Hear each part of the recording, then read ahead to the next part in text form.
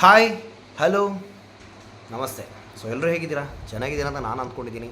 So ನಾನೊಂದು ಸೂಪರ್ವಾಗಿದ್ದೀನಿ. So ಇವತ್ತಿನ big ಬಾಸಲ್ಲಿ ಏನೇನು ಮಾತಾಡೋಣ ಅಂತ ಹೇಳೋದಾದರೆ, ಇವತ್ತಿನ ಬಿಗ್ ಬಾಸಲ್ಲಿ ಏನೇನು ಮಾತಾಡಬೇಕು ಅಂತ ಹೇಳೋದಾದರೆ, ಇಲ್ಲಿ ಭವ್ಯ ಗೌಡ ಅವರು ತ್ರಿವಿಕ್ರಮ್ ಮೇಲೆ ಸಿಟ್ಟಲ್ಲಿದ್ದಾರೆ.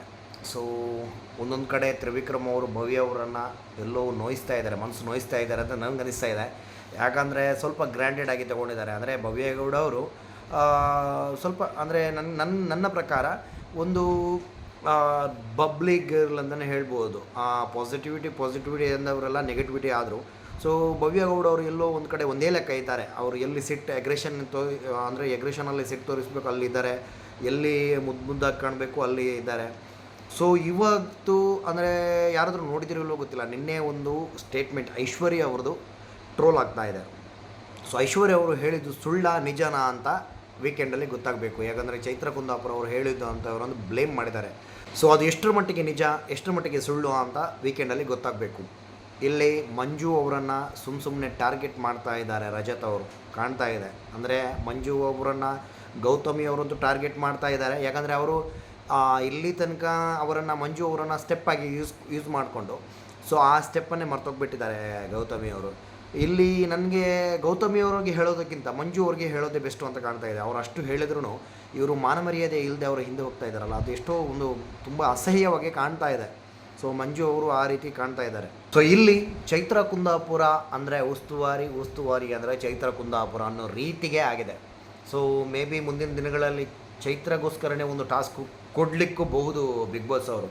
ಯಾಕಂದರೆ ಚೈತ್ರ ಕುಂದಾಪುರ ಅವರ ಕೆಲವು ಉಸ್ತುವಾರಿ ಆ ರೀತಿ ಹೋಗುತ್ತೆ. ಸೊ ಏನಂದರೆ ಉಸ್ತುವಾರಿ ತುಂಬ ಚೆನ್ನಾಗಿ ಮಾಡ್ತಾರೆ ಅವರು. ಕೆಲವೊಂದು ಕಡೆ ಕೆಲವೊಂದು ತಪ್ಪು ಆಗುತ್ತೆ, ಇಲ್ಲ ಅಂತ ಅಲ್ಲ. ಇಲ್ಲಿ ಹನುಮಂತು ಅವರು ಉಸ್ತುವಾರಿ ಮಾಡೋದನ್ನು ಮರ್ತೋಗಿದ್ದಾರೆ ಅಂತ ಅನಿಸ್ತಾ ಇದೆ. ಯಾಕಂದರೆ ಹೆಂಗೆಂಗೋ ಹೋಗ್ತಾ ಇದೆ ಗೇಮು. ಇಲ್ಲಿ ಐಶ್ವರ್ಯ ಅವರನ್ನು ಸೇವ್ ಮಾಡೋಕ್ಕೆ ಬಿಗ್ ಬಾಸ್ ಅವರು ಟ್ರೈ ಮಾಡ್ದಂಗೆ ಕಾಣ್ತಾ ಇದೆ. ಯಾಕಂದರೆ ಕಳೆದ ಒಂದು 4-5 ವಾರದಿಂದ ಐಶ್ವರ್ಯ ಅವರು ನಾಮಿನೇಟ್ ಆದಾಗ ಎಲಿಮಿನೇಷನ್ ಇರುವುದಿಲ್ಲ, ಎಲಿಮಿನೇಷನ್ ಇದ್ದಾಗ ಐಶ್ವರ್ಯ ಅವರು ನಾಮಿನೇಟ್ ಆಗೋದಿಲ್ಲ. ಸೊ ನಾಮಿನೇಟ್ ಇದ್ದು ಅವರು ಎಲಿಮಿನೇಟ್ ಆಗೋ ಹಂತದಲ್ಲಿದ್ದಾರೆ ಅಂದರೆ ಬೇರೆಯವರು ಹೋಗ್ತಾರೆ. ಸೊ ಐಶ್ವರ್ಯ ಅವರನ್ನು ಉಳಿಸೋಕ್ಕೆ ಬಿಗ್ ಬಾಸ್ ಅವರು ಏನೋ ಡ್ರಾಮಾ ಮಾಡ್ತಿದ್ದಂಗೆ ಎದ್ದು ಕಾಣ್ತಾ ಇದೆ. ಇಲ್ಲಿ ಕೆಲವೊಂದು ಆಟವನ್ನು ಎಷ್ಟು ಲೈಟಾಗಿ ತಗೊಂಡಿದ್ದಾರೆ. ಆದರೆ ಮನೆಯವರು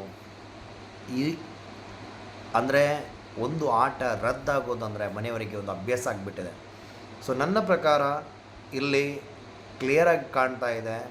ಅಂದರೆ ನಾಮಿನೇಟ್ ಆಗಿರೋರಲ್ಲಿ ಒಬ್ಬರನ್ನ ಸೇವ್ ಮಾಡೋಕ್ಕೆ ಬಿಗ್ ಬಾಸ್ ಪರದಾಡ್ತಾ ಇದ್ದಾರೆ ಅಂತ. ಯಾಕಂದರೆ ನಾಮಿನೇಷನ್ ಆಟ ಇದ್ದಿದ್ದು ಈ ವಾರ ನಾಮಿನೇಷನಿಂದ ಕಾಪಾಡೋ ಆಟಕ್ಕೆ ಕೊಟ್ಟಿದ್ದಾರೆ. ಸೊ ಕ್ಲಿಯರ್ ಕಟ್ಟಾಗಿ ಕಾಣ್ತಾ ಇದೆ. ಏನು ಅಂದರೆ ಇಲ್ಲಿ ಒಂದು ಚೈತ್ರ ಅವ್ರದ್ದು ತಪ್ಪು ಅಂತಲೇ ಹೇಳ್ಬೋದು, ಇವರು ನಮ್ಮ ತ್ರಿವಿಕ್ರಮ್ ಅವರ ಟೀಮ್ ಅವ್ರದ್ದು ತಪ್ಪು ಅಂತಲೇ ಹೇಳ್ಬೋದು. ಯಾಕಂದರೆ ಗೆದ್ದಿದ್ದೀರಲ್ವಾ, ಮೂರು ಗೇಮ್ ಗೆದ್ದಿದ್ದೀರಾ, ಒಂದು ಗೇಮ್ ಬಿಟ್ಕೊಡಿ ಅಲ್ವಾ, ಏನಾಯಿತು? ಆಯಿತು, ಅವರು ಗೆದ್ದಿರ್ಬೋದು ಅಥವಾ ನೀವು ಗೆದ್ದಿರ್ಬೋದು, ಬಿಟ್ಕೊಡಿ, ಏನಾಗುತ್ತೆ? ಲಾಸ್ಟ್ ಟೈಮ್ ಕಿಚ್ಚ ಸುದೀಪ್ ಅವರು ಅದೇ ಹೇಳಿದ್ದು ತಾನೇ, ಒಂದು ಆಟ ಬಿಟ್ಕೊಟ್ರಲ್ಲಿ ಏನಾಗುತ್ತೆ? ಸೊ ಇಲ್ಲಿ ಆಟ ರದ್ದಾಯ್ತಲ್ವ ಇವಾಗ. ಸೊ ಇವಾಗ 2 ಟೀಮಿಂದ ಒಬ್ಬೊಬ್ಬರು ನಾಮಿನೇಟ್ ಆಗ್ತಾ ಇದ್ದೀರಲ್ವ, ಯಾತಕ್ಕೆ ಸುಮ್ಮನೆ ಗಲಾಟೆ ಮಾಡ್ತಾ ಇದ್ದೀರಾ? ಇಲ್ಲಿ ಧನರಾಜ್ ಅವರು ಫೈರ್ ಬ್ರ್ಯಾಂಡ್ ಆದರು, ಮೋಕ್ಷಿತ ಅವರು ಅಳ್ತಾ ಇದ್ದಾರೆ. ಮೋಕ್ಷಿತ ಅವರು ಅಳೋಕ್ಕೆ ಕಾರಣ ಏನು ಅಂತ ನನಗೆ ಗೊತ್ತಾಗ್ತಾ ಇಲ್ಲ. ಯಾಕಂದರೆ ಚಾನ್ಸ್ ಸಿಕ್ಕಾಗ ಆಟ ಆಡ್ತಾ ಇಲ್ಲ, ಆಟ ಆಡುವಾಗ ಆಟ ಆಡದೆ ಹಿಂಗೆ ಅಳ್ತಾ ಇದ್ದಾರೆ. ಸೊ ಐಶ್ವರ್ಯ ಅವರು ಭವ್ಯ ಅವ್ರ ಮೇಲೆ ಸುಮ್ಮನೆ ರೇಗಾಡ್ತಾ ಇದ್ದಾರೆ. ಅವರು ಬಟ್ಟೆ ಇಟ್ಕೊಂಡ್ರೆ ಪ್ರಾಬ್ಲಮ್ ಇಲ್ಲ, ಇವರು ಬಟ್ಟೆ ಇಟ್ಕೊಂಡ್ರೆ ಪ್ರಾಬ್ಲಮ್ಮು, ಅವ್ರ ಜೊಟ್ಟು ಇಟ್ಕೊಂಡ್ರೆ ಪ್ರಾಬ್ಲಮ್ ಇಲ್ಲ, ಭವ್ಯ ಅವರು ಇವರು ಜೊಟ್ಟು ಇಟ್ಕೊಂಡ್ರೆ ಪ್ರಾಬ್ಲಮ್ಮು. ಒಟ್ಟಾರೆ ಐಶ್ವರ್ಯ ಅವರಿಗೆ ಏನೋ ಮೆಂಟಲಿ ಪ್ರಾಬ್ಲಮ್ ಆದಂಗೆ ಕಾಣ್ತಾ ಇದೆ. ಅಥವಾ ಶಶಿರ್ ಅವರು ಹೊರಗಡೆ ಹೋಗಿದ್ದಾರೆ, ನಾನು ಆದಷ್ಟು ಬೇಗ ಹೊರಗಡೆ ಹೋಗ್ತೀನಿ ಅನ್ನೋ ಒಂದು ಎಕ್ಸೈಟ್ಮೆಂಟಲ್ಲಿದ್ದಾರೆ ಅಂತ ಕಾಣುತ್ತೆ ನನಗೆ. ಎಲ್ಲರೂ ನಾಮಿನೇಷನಿಂದ ಪಾರಾಗೋಕ್ಕೆ ಯೋಚನೆ ಮಾಡ್ತಾ ಇದ್ದೀರಾ.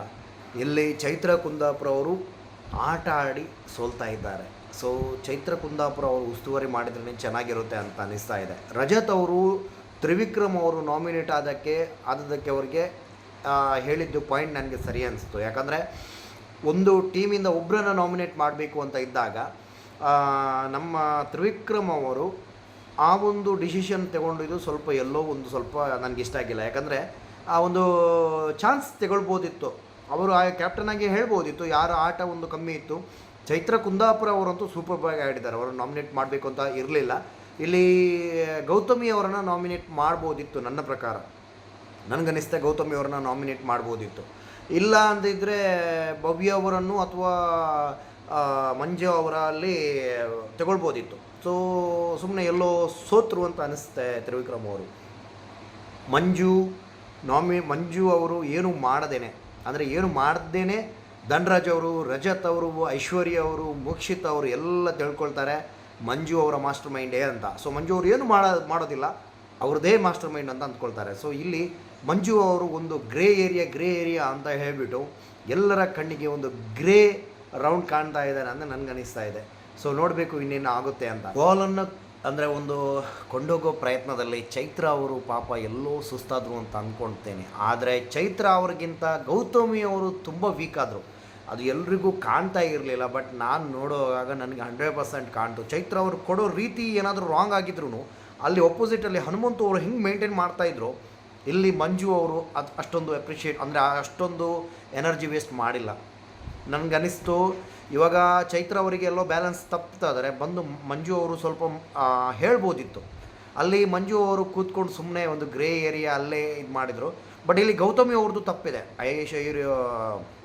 ಚೈತ್ರ ಕುಂದಾಪುರ ಅವರು ಎಷ್ಟು ತಪ್ಪಿದೆಯೋ ಅದಕ್ಕಿಂತ ಡಬಲ್ಲು ಗೌತಮಿ ಅವ್ರದ್ದು ತಪ್ಪಿದೆ. ಬಟ್ ಯಾರೂ ಗೌತಮಿ ಅವ್ರಿಗೆ ಏನು ಹೇಳ್ತಾ ಇಲ್ಲ, ಯಾಕಂದರೆ ಗೌತಮಿ ಅವ್ರಿಗಿಂತ ಚೈತ್ರ ಅವರು ವೀಕ್ ಅಂತ ಎಲ್ಲರೂ ಅಂದ್ಕೊಂಡಿದ್ದಾರೆ. ಬಟ್ ಈ ಆಟದಲ್ಲಿ ನಿಜವಾಗ್ಲೂ ಹೇಳ್ತೇನೆ, ಚೈತ್ರ ಕುಂದಾಪುರ ಅವರು ಆ್ಯಕ್ಚುಲಿ ವಾರದಲ್ಲೂ ನೋಡಿದರೆ ಚೈತ್ರ ಕುಂದಾಪುರ ಅವರು ತುಂಬ ಚೆನ್ನಾಗಿ ಆಡಿದರು. ಅವರು ಟೀಮ್ಗೋಸ್ಕರ ಉಳಿದಿದ್ದೇನೇ ಇರಲಿ, ಟೀಮ್ಗೋಸ್ಕರ ತುಂಬ ಚೆನ್ನಾಗಿ ಆಡಿದರು ಅಂತ ನಾನು ಹೇಳ್ತೇನೆ.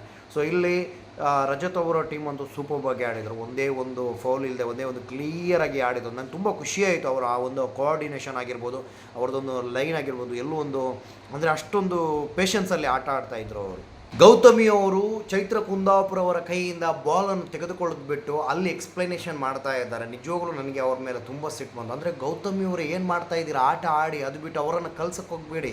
ಅವರು ಅಷ್ಟು ಇದು ಆಗ್ತಾ ಇದ್ದಾರೆ, ಪೇಯ್ನಲ್ಲಿದ್ದಾರೆ. ತಗೊಳ್ಳಿ ಬಾಲನ್ನು, ಯಾಕೆ ಸುಮ್ಮನೆ ನಾಟಕ ಮಾಡ್ತಾ ಇದ್ದೀರಾ ಗೌತಮಿ ಅವರೇ. ಇಲ್ಲಿ ಫಸ್ಟ್ ಟೈಮ್ ನನಗೆ ತ್ರಿವಿಕ್ರಮ್ ಅವರ ಟೀಮ್ ಮೇಲೆ ತುಂಬ ಬೇಜಾರಾಯಿತು ಅಂತ ಹೇಳೋದಕ್ಕಿಂತನೂ ಒಂದು ಪಾಪ ಅನ್ನೋ ಫೀಲ್ ಬಂತು. ಯಾಕಂದರೆ ಚೈತ್ರ ಕುಂದಾಪುರ ಅವರ ಮಿಸ್ಟೇಕ್ ಆಗಿರ್ಬೋದು, ಆದರೆ ಅಲ್ಲಿ ಗೌತಮಿ ಅವರು ಸ್ವಲ್ಪ ಓವರಾಗಿ ಮಾಡಿದರು. ಎಲ್ಲರೂ ಮುಗಿಬಿದ್ದಾಗ ಅಲ್ಲೊಂದು ಭಯ ಅಂತ ಒಂದು ಸ್ಟಾರ್ಟ್ ಆಗುತ್ತೆ. ಸೊ ಆ ಭಯದಲ್ಲಿ ಚೈತ್ರ ಕುಂದಾಪುರ ಅವರು ಎಲ್ಲೋ ಸೋತರು ಅಂತ ಅನಿಸುತ್ತೆ. ಸೊ ನಮ್ಮ ರಜತ್ ಅವರ ಟೀಮ್ ಗೆದ್ದಿದೆ. ಸೊ ಅವರು ನಾಮಿನೇಷನಿಂದ ಯಾರನ್ನು ಪಾರು ಮಾಡ್ತಾರೆ ಅಂತ ನಾಳೆ ನೋಡಬೇಕಿದೆ. ಸೊ ಇವೆಲ್ಲವೂ ಇವತ್ತಿನ ಬಿಗ್ ಬಾಸ್ ಅಲ್ಲಿ ಸ್ಟೋರಿ. ಆದರೆ ನಾಳೆ ಏನಾಗುತ್ತೆ ಅಂತ ನಾಳೆಯ ಸಂಚಿಕೆಯಲ್ಲಿ ಸಿಗೋಣ. ಸೊ ಟೇಕ್ ಕೇರ್, ಬಾಯ್, ಗುಡ್ ನೈಟ್.